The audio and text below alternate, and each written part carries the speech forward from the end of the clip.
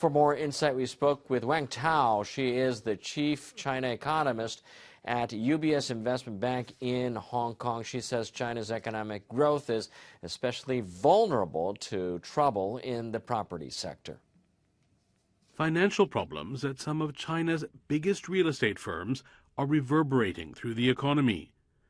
Local governments rely on the sale of development rights to fund investments in infrastructure. UBS estimates that property-related income accounts for almost 30% of local government revenue. China's local governments rely a lot on property and land sales for revenue. So with property being weak, local government fiscal problems have intensified. They have payment issue. Also, traditionally, China's government rely on local governments to borrow more and to leverage on the land revenue and to do infrastructure. Now with the debt payment issue, that channel has been constrained. Wang Tao thinks fiscal spending increases and monetary policy easing are necessary in response to sluggish growth. I think the government needs to put more fiscal support to help stabilize the economy.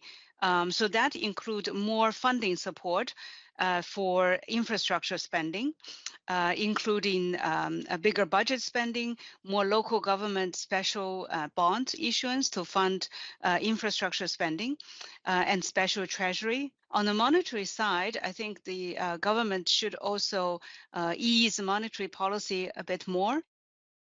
She also says financial turmoil in the real estate industry hurts household confidence and consumption.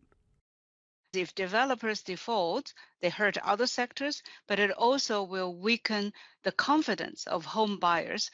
They would worry if they buy a home, the home will not be completed. It will be not delivered to them. I think the government should also increase spending on social welfare and public services, such as pension, healthcare services, education, and so on, so that people feel more confident about their future and lower their saving rate.